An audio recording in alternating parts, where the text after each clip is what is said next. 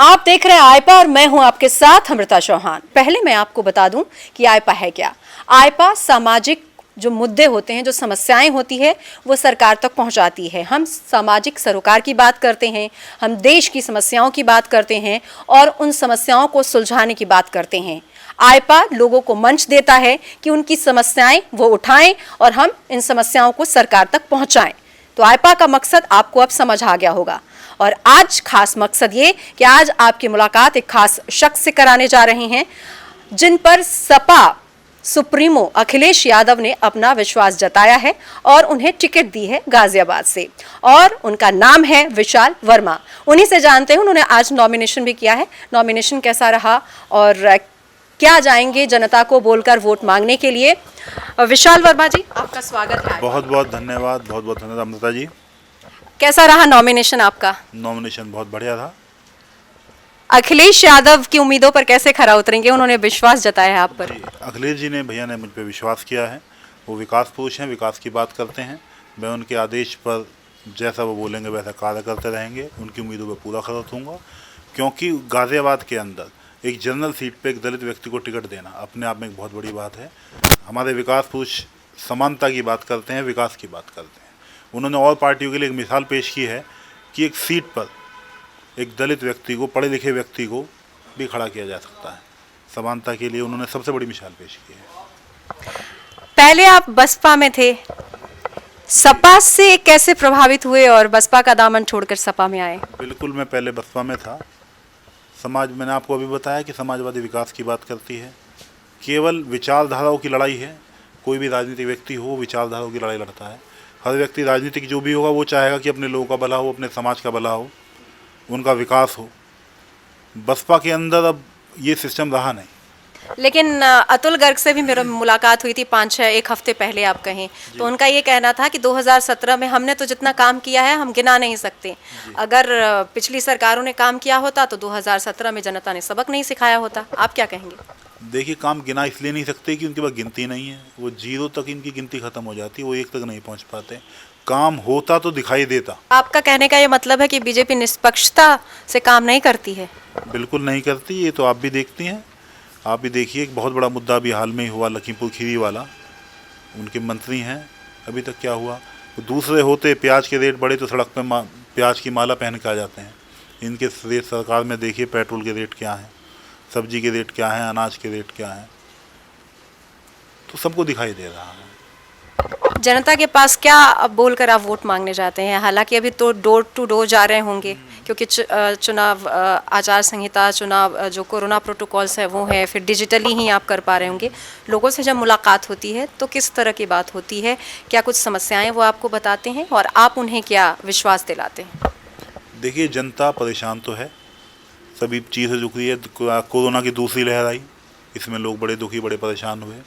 रोज़गार की समस्या की वजह से बेरोजगार बहुत लोग हुए। नवयुवक बिल्कुल बेकार हैं।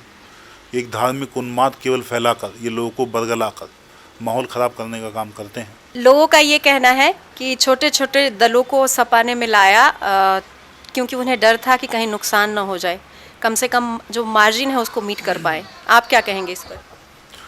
जो भी छोटे दल विकास करना चाहते थे, वो चाहते थे कि उनके ज़िले में, प्रदेश में विकास हो, तो उन्होंने सोचा एक समूह बना ले। उन समूह के लिए एक नेता चुनना पड़ता, और राष्ट्रीय अध्यक्ष श्री अखिलेश यादव जी से बढ़िया कोई नेता है नहीं, क्योंकि जो उनकी सोच है वो बहुत एडवांस है। बाहर से पढ़े लिखे व्यक्ति हैं, उनका विजन बहुत क्लियर है। तो सब लोगों ने खुद उनके पास जाके अपना समर्थन उन्हें दिया। लेकिन अखिलेश भी मन से यही कहते रहे कि सभी छोटे छोटे दलों के लिए मेरा दरवाज़ा खुला है, सभी का स्वागत करता हूं मैं, लेकिन वो बड़े दलों से बचते रहे। क्या 2019 में दूध का जला छाछ भी फूंक कर पीता है, इस वजह से उन्होंने ऐसा कदम उठाया था? देखिए, छोटे दलों को उन्होंने अपने पास बुलाया है, छोटे दल उनके पास आए। मैंने बताया ना, विकास की राजनीति करते हैं। मेरा मतलब 2019 से लोकसभा चुनाव का था, बड़ी पार्टियों से गठबंधन किया, बुआ बबुआ हुआ, तो फिर आप उसको कैसे देखते हैं? उस वक्त जो हुआ, जो एक्सपीरियंस उनका था, उसी एक्सपीरियंस से उन्होंने सीख ली और छोटे दलों को मिलाया, बड़ों को मौका नहीं दिया। वो सामाजिक क्रांति करना चाह रहे थे। एक सामाजिक क्रांति के लिए उन्होंने गठबंधन के चुनाव लड़ा, उसमें सफल रहे। कहीं कुछ जगह कुछ दिक्कत भी रही, और जो छोटे कदम मिले, मैंने अभी बताया विकास की बात करते हैं, तो विकास के लिए नीचे आदमी का भी विकास होना बहुत ज़रूरी है। इलेक्शन जब आचार संहिता नहीं थी उस वक्त जिन्ना का जिक्र इतना क्यों? आपके मन से जिन्ना का जिक्र बहुत ज़्यादा हो रहा था, ऐसा क्यों? बाकी लोगों की भी भूमिकाएं थी, उनको क्यों नहीं याद किया जा रहा था? उस पर क्यों इतना ज़्यादा फोकस? ये चुनावी मसाले हैं, बीजेपी के पास कुछ काम तो है नहीं। नहीं, पर आप ही के मन से जिन्ना के हक में बोला। बता रहा हूँ आपको, उनके पास कुछ काम तो है नहीं। किसी भी बात को घुमा फिरा कर तोड़ मरोड़ कर पेश करने की बीजेपी की पुरानी आदत है। मान्या जी ने जो बोला उसको घुमा के अपनी तरह मैनिपुलेट करके भ्रांति फैलाने के लिए उन्होंने इस तरह की बात करी। मतलब आपका ये कहना है जो कहा नहीं गया उसको तोड़ मरोड़ कर पेश किया गया? जी बिल्कुल, जो कहा नहीं गया उसे तोड़ मरोड़ कर पेश किया गया, जो कहा गया उसे भी तोड़ मरोड़ कर पेश किया। लेकिन दशक में कोई सरकार रिपीट नहीं हुई, लेकिन बीजेपी का यह कहना है कि आएंगे तो हम ही, चाहे जो हो जाए। चलिए 10 तारीख को है, अभी तो 10 तारीख को पता लग जाएगा कि किसको कौन आ रहा है। और सबको पता है, हिंदुस्तान पूरे उत्तर प्रदेश के अंदर हर व्यक्ति को पता है, वो चाह रहा है कि उत्तर प्रदेश में माननीय अखिलेश यादव जी रिपीट हों, वो आए। जब 2017 में विधानसभा के चुनाव हुए थे तो पांचों की पांचों विधानसभा सीट बीजेपी के खाते में गई थी। देखिए प्रोग्रेसिव जो सीटें बसपा की थी वो भी सीटें बीजेपी के खाते में चली गई थी। इस बार क्या कहेंगे आप? वो 2017 था, ये 2022 है, समय बढ़ गया आगे, काल का चक्र घूम गया। राजनीति कैसी होनी चाहिए आपके हिसाब से? निष्पक्ष, विकासवादी। फिर धर्म और जाति की बातें क्यों? धर्म और जाति की बातें क्यों, ये भी एक आपने अच्छा प्रश्न पूछा। अपने निजी फायदे के लिए विकास कोई ना कर पाए उसे रोकने के लिए। पर धर्म और जाति की बात तो आप भी करते हैं। बता रहा हूँ मैं आपको, उस विकास की रुकी रफ्तार से जैसे लोगों का ध्यान भटक जाए, तो धर्म जाति की बातें दूसरी पार्टी करती हैं। राह से भटक जाते हैं, इसका मतलब आपकी भी पार्टी राह से भटकी थी? हमारी पार्टी बिल्कुल राह से नहीं भटकी हुई, मैंने और लोगों की बात करी। महिला सुरक्षा या महिलाओं की समस्याओं के लिए क्या करेंगे आप? महिला सुरक्षा के लिए अभी आपने, जब हमारी सरकार थी तो एम्बुलेंस सेवा हॉस्पिटल के लिए 108 और 112 इनके द्वारा चलाए गए थे। सीधे लिंक कर दिया गया था लखनऊ से कि यहाँ पे कोई कंप्लेंट करे सीधा वहाँ पर जाए। और आपको पता होगा ट्रेन के अंदर भी हुआ था कि ट्रेन के अंदर जितनी महिला बैठती हैं तो उनके लिए ड्यूटी लग गई थी कि एक लेडी सिपाही आएगी, उन सबके नाम नंबर नोट करके ले जाएगी और अपना नंबर देती थी कि आपको समस्या परेशानी हो तो बताएं। लेकिन बीजेपी का ये कहना है कि जब सपा की सरकार थी तो सिर्फ गुंडागर्दी थी, अब तो हमने गुंडागर्दी खत्म कर दी है। आप क्या कहेंगे? बीजेपी, मैंने आपको बताया ना, किताबी बातें करते हैं। गुंडागर्दी तो आज आप देखिए कितनी गुंडागर्दी है, जिधर देखिए गुंडागर्दी है। इनके विधायक भी गुंडागर्दी कर रहे हैं, मंत्री भी गुंडागर्दी कर रहे हैं, और दो गुंडे हैं इनके पास, एक प्राइवेट गुंडे, एक सरकारी गुंडे। सरकारी वर्दी वाले गुंडे इनके हैं, प्राइवेट गुंडे इनके हैं, तो गुंडे तो इनकी है। गोरखपुर शहर से चुनाव लड़ेंगे योगी आदित्यनाथ। पहले ये चर्चा चल रही थी अयोध्या से, फिर मथुरा की चर्चा हुई, फिर गोरखपुर शहर की बात हुई। इस पर आपकी राय? वो उनका निजी फैसला है, वो कहीं से लड़ सकते हैं, लोकतंत्र है, जो आदमी जाए वहाँ से लड़ सकता है। लोगों की तरफ से कहा जा रहा है डर गए हैं, भागे भागे फिर रहे हैं, उन्हें जगह नहीं मिल रही, किस जगह जाकर रुकें, परेशान है।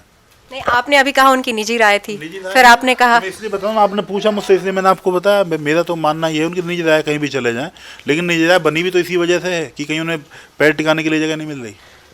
आगे जब आपका ये कहना है कि अब तो आएगी सपा की ही सरकार, मान लीजिए आपकी सरकार आती है, विधानसभा चुनाव होते हैं, तो अगले 5 सालों में यूपी को कैसे देखते हैं आप और किस तरह से काम करेंगे? क्या आपका विज़न है यूपी के लिए और आपके इलाके के लिए, खास तौर पर जब आप जनप्रतिनिधि के रूप में यहाँ पर रिप्रेजेंट करेंगे अपने आप को? देखिए, उत्तर प्रदेश में जो देखना है वो पार्टी का मैनिफेस्टो है। पार्टी के मैनिफेस्टो के अंदर राष्ट्रीय अध्यक्ष जी ने एक एक छोटी छोटी बात का ध्यान रखा है कि किस तरीके से प्रदेश का विकास होना है। मैनिफेस्टो की बात आपने की, अमूमन ये देखने को मिलता है कि मैनिफेस्टो जो घोषणाएं की जाती है चुनाव के वक्त कि हम ये करेंगे, हम वो करेंगे, लेकिन ऐसा देखने को मिला है कि पूरे जो वादे हैं वो पूरे नहीं किए जाते हैं। अमूमन ज़्यादातर ऐसा देखा गया है, जितने घोषणाएं की जाती है वो पूरी नहीं होती है।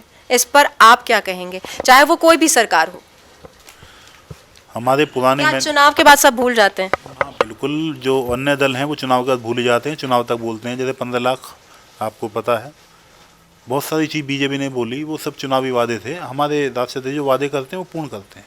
जब आप जनता के बीच जाते हैं तो जनता की समस्याएं भी अभी सुनते होंगे, क्योंकि अब जब चुनाव नज़दीक आता है तो जनता को उम्मीदें जो है वो और ज़्यादा बढ़ जाती हैं। उनको लगता है कि कुछ बदलाव होगा, कुछ चेंजेस होंगे। ऐसा कुछ रिमार्केबल समस्या जो आपको देखने को मिली जब आप डोर टू डोर जा रहे थे?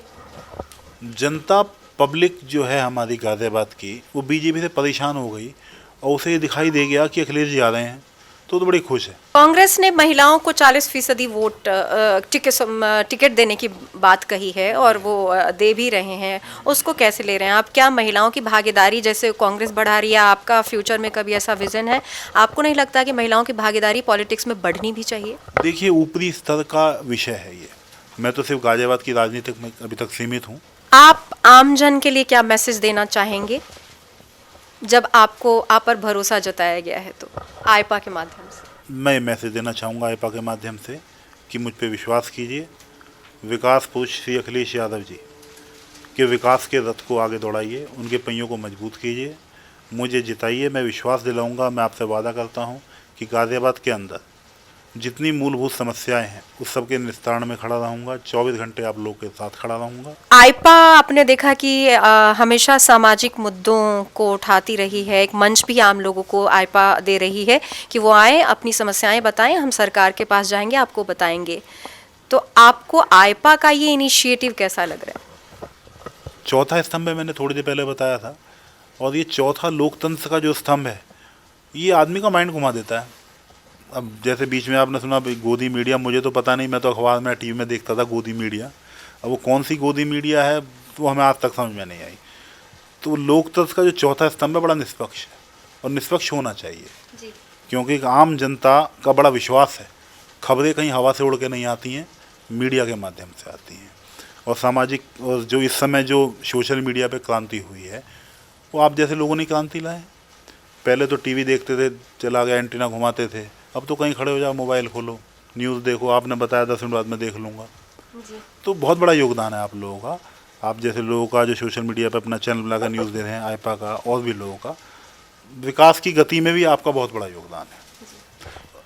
जी जी विशाल जी, आप आईपा के साथ जुड़े, बातचीत करने के लिए आपका बहुत बहुत धन्यवाद और बहुत सारी शुभकामनाएं भी आपको। बहुत बहुत धन्यवाद, आपका भी बहुत बहुत धन्यवाद। तो ये थे विशाल जी, विशाल वर्मा, जो सपा से चुनाव लड़ रहे हैं और इन्हें उम्मीद है कि वो जीतेंगे भी। और उन्होंने कहा कि वो यहाँ के लिए, यानी अपनी विधानसभा सीट के लिए, लोगों के लिए कैसे विकास का काम करेंगे। और ऐसी यहाँ पर जो ये इलाके हैं, इस इलाकों की जो समस्याएं हैं उसको वो लगातार सरकार तक, जब उनकी सरकार बनकर आएगी, सपा की सरकार, तो वहां तक पहुंचाएंगे और विकास पर फोकस करेंगे। और राजनीति भी विकास की होनी चाहिए, जाति धर्म की नहीं होनी चाहिए। फिलहाल इस कार्यक्रम में इतना ही, मुझे दीजिए इजाजत, नमस्कार।